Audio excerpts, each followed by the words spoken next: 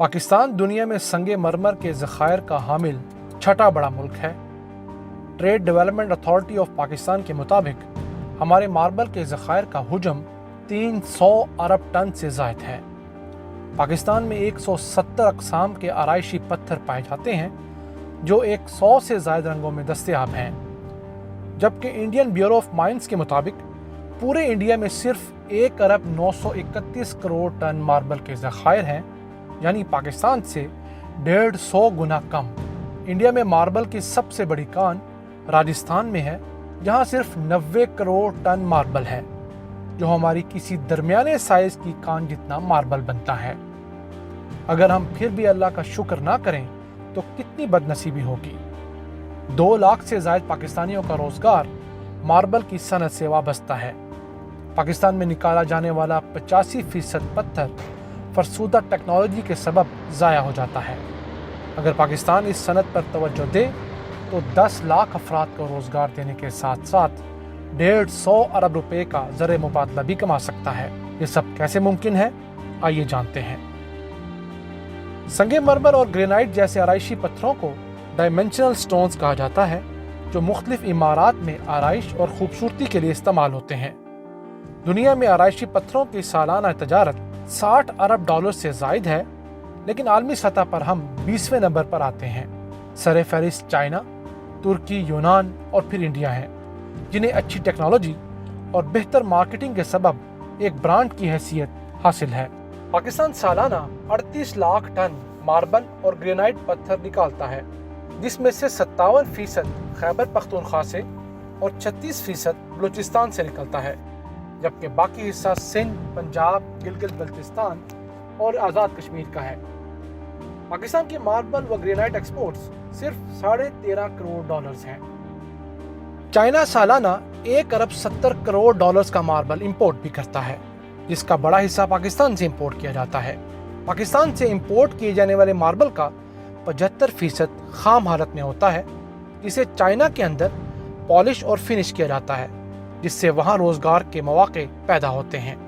और असल गेम उसके बाद शुरू होती है, जब पाकिस्तानी मार्बल को चाइना में फिनिश करने के बाद दुनिया भर में मेड इन चाइना के नाम से एक्सपोर्ट किया जाता है, जो हमारे साथ सरासर नाइंसाफ़ी है।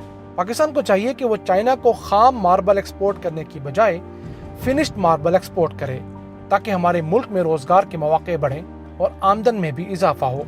पाकिस्तान सीपैक के तहत चाइना से मार्बल प्रोसेसिंग के मुश्तरका मंसूबों का आगाज़ भी कर सकता है, ताकि मॉडर्न टेक्नोलॉजी और रोज़गार पाकिस्तान मुंतकिल हो सके। पाकिस्तानी मार्बल क्वालिटी में इटली के मार्बल का मुकाबला करता है, बस फ़र्क है तो सिर्फ निकालने और फिनिश करने की मॉडर्न मशीनरी का। इटली का करारा मार्बल, जो दुनिया भर में मशहूर है, जिसके 1 मीटर की कीमत $400 है, जबकि 1 टन की कीमत $11,000 होती है। इटली के इलाके टुस्कनी में 188 क्यूरीज हैं, यानी संगे मरमर की कानें, जिनमें 13,000 अफराद को रोज़गार हासिल है। 58 किलोमीटर लंबे और 200 मीटर ऊंचे इस ज़ख़ीरे से कदीम रोमन्स ने 8 कबल मसीह में संगे मरमर निकालना शुरू किया, जो आज तक जारी है। अब इन कानों से सालाना 40 लाख टन मार्बल पैदा होता है, और मार्बल के टुकड़े पनीर की तरह खूबसूरत ब्लॉक्स की शक्ल में काट कर निकाले जाते हैं, जो दुनिया भर में लग्जरी स्टोन के तौर पर जाने जाते हैं। बैनुल-अक़वामी इदारे और मुजस्समा साज इसे खुसूसी तौर पर ख़रीदते हैं। दुनिया में 37% मार्बल फर्श और 15% कत्ते बनाने पर काम आता है। खाना काबा के अहाते में एक ख़ास किस्म का मार्बल है, जो शदीद गर्मी में भी ठंडा रहता है। ये मार्बल यूनान का थसूस मार्बल है, जो सूरज की शुआओं को जज्ब करने की बजाय रिफ्लेक्ट करता है और ठंडा रहता है। इसी वजह से सख्त मौसम में भी तवाफ करने वालों के पाँव को ठंडक पहुंचती है। ये भी अल्लाह का एक करिश्मा है।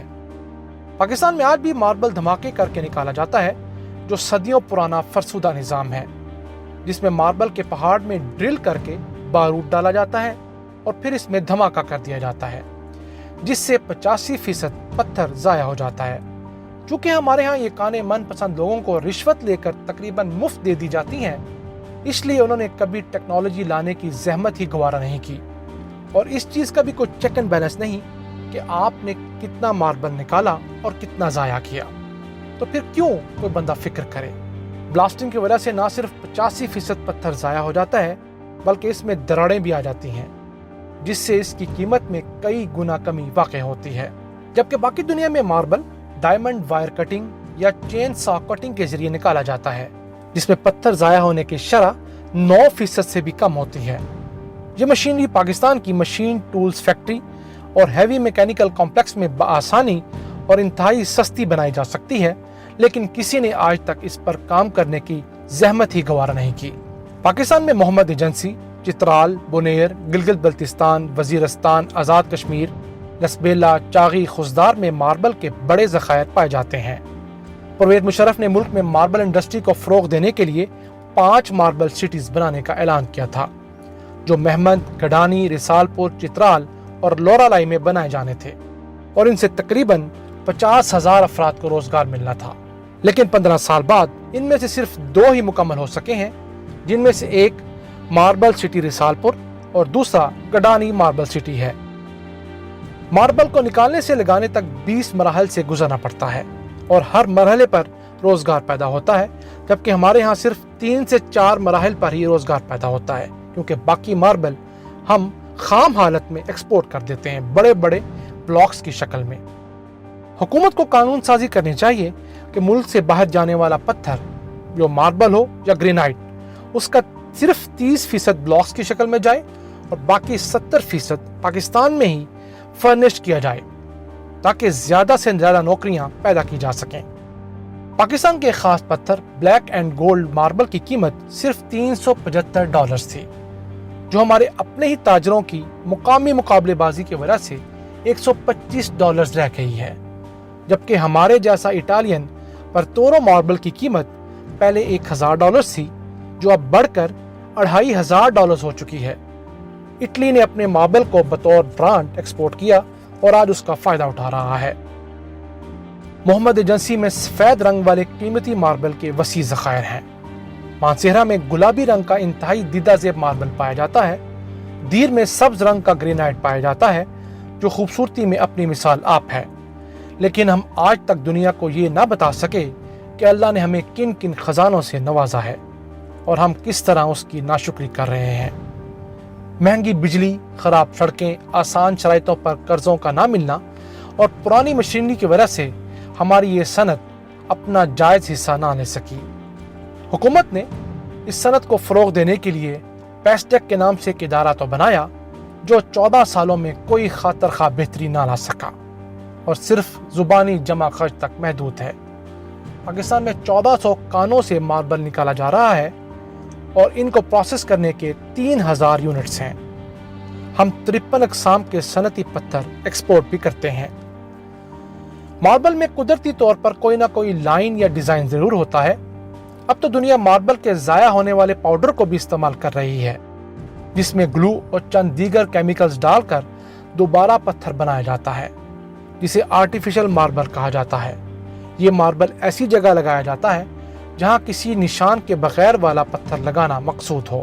دیکھیے، دنیا ضائع ہونے والا پاؤڈر بھی نہیں چھوڑ رہی اور ہم اپنا قیمتی پتھر دھماکوں سے اڑا کر ضائع کر رہے ہیں۔ پاکستان اگر اپنی ماربل و گرینائٹ کی کھانوں کو میرٹ پر آکشن کرے، ماڈرن ٹیکنالوجی کو فروغ دے اور ویلیو ایڈڈ ماربل ایکسپورٹ کرنے کے لیے اقدامات کرے، تو ملک میں 10 لاکھ افراد کو روزگار دینے کے ساتھ ساتھ 150 ارب روپے کا زر مبادلہ بھی کما سکتا ہے۔